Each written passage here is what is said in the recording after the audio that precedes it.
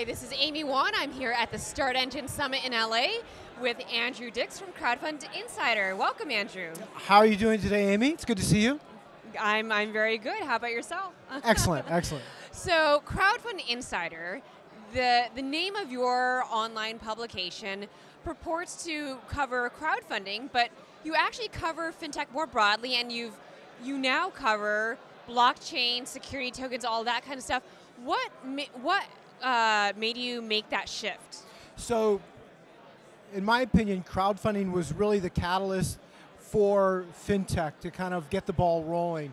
Once people started to think, well, wait a minute, I can do online capital formation, then I can do this, I can do that.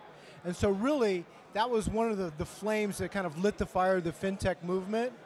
Now with the advent of blockchain and digital securities and digital assets, I personally believe that that's going to meld well with online capital formation. You know, crowdfunding is a term, it's used differently around the world, but in the end, it's internet finance or online capital formation, and it's all part of fintech. It's a very important part of fintech.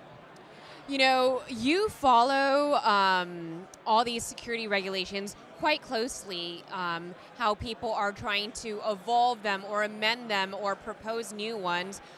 What do you think about the state of security token regulation today? Well, it's evolving, and I think that you're watching that process take place. Clearly, the SEC has been slow to be vocal into how they want to regulate these securities. Now, everybody kind of understands now that everything is a security. Then the question is how they're going to regulate them. And you're finally getting some clarity there. In the eyes of the SEC today, everything is a Reg D, Reg A+, Reg CF. You have to abide by existing securities laws. Now, there is a possibility that could change at some time down the road, but you don't have any clarity right now, and that will really have to come from Congress. If you had one wish on something that you could change in the regulatory framework, what would that be? That's an excellent question. The definition of an accredited investor is wrong. It is so antiquated and out of date, it's ridiculous. Because what it does is it judges people based on the size of their bank account, not their sophistication, not their business acumen. Anybody that has the capacity and the knowledge to invest their own money should be able to invest in any security they want. I get it that it's an easy path to stop people from investing in highly risky securities, but if you look at somebody who is a professor, a law at graduate school, he wouldn't qualify as an accredited investor. Most people, members of Congress, wouldn't qualify. A lot of people that work at the Securities and Exchange Commission, they wouldn't qualify. Yet these are the people that have the knowledge that make them best qualified to make these decisions. The rule makes absolutely no sense. It just cuts out the vast majority of the people gaining access to investment opportunity. You've often been a proponent of the idea of a regulatory sandbox for fintech. Can you quickly explain what a regulatory sandbox is, and do you think we should have one for the security token industry? Yeah, so that's an excellent question. The UK, the Financial Conduct Authority, they were the first to do this.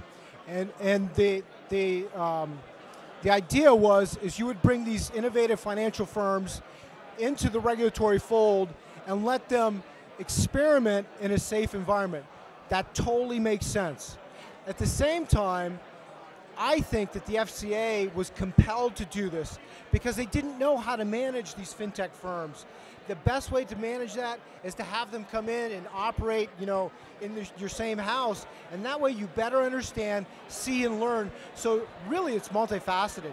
You have mutual information sharing from both sides. Everybody gains, makes sense. The United States should be doing that. The CFTC is doing it, and I give them kudos. I give the chairman kudos. The SEC should be doing it now as well. What do you think the security token industry needs to do to evolve the right way in 2019, and do you have any wish for how the industry will evolve in 2019?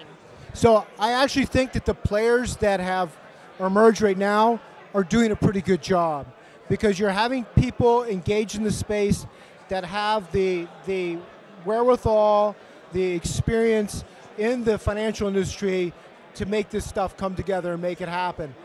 Yes, it's taking a lot of time. Innovation is sloppy, it can be messy, but I'm actually pretty optimistic about the direction we're heading right now. And I think once we see some of these Reg A Plus offerings approved by the SEC, and once you start to see some of these trading platforms really come online, then you're going to see much more excitement and momentum build. It's just going to take time. Yeah, I want to snap my fingers and it'll all be done tomorrow, just like everybody else, but that's not reality. You mentioned Reg A Plus offerings, and there's a large stack of them for STOs currently on the SEC's table, and yet none have been qualified. Any comments about that? Yeah, so everybody talks about that, everybody acknowledges it. And I think what it is just the SEC and FINRA, they're taking it slow because they don't want to mess up. And I understand that. I wouldn't want to mess it up either.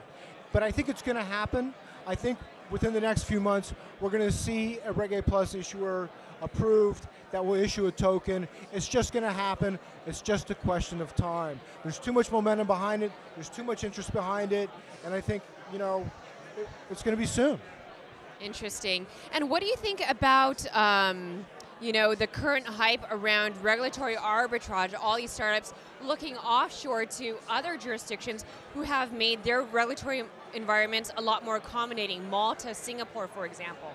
So I respect these smaller jurisdictions that want to compete with the big guys. I'm like, go for it. I mean, that's how we operate. It's all about competition within the marketplace. But I do think that over time, the larger markets, once they get established, it'll probably take some of the wind out of the sails. You already have France that is working on bespoke legislation, the PAC law, which is expected to go into effect in early 2019. That is supposed to legalize ICOs. And then you have the US. Sure, we have a go slow mentality here, but we also have a couple other things that are really important. We have a profound amount of risk capital. There's lots of money here, and we have rule of law. And when you have rule of law, that counts. You have a big market, you have lots of money, and I think in the long run, the United States can be well positioned. That isn't saying that they shouldn't be aware of what's going on around the world. They very much so, because they can get lapped. But that's what I think today. Fantastic. Thank you so much for joining us, Andrew. Thank you, Amy. This is Amy Wan from Start Engine Summit.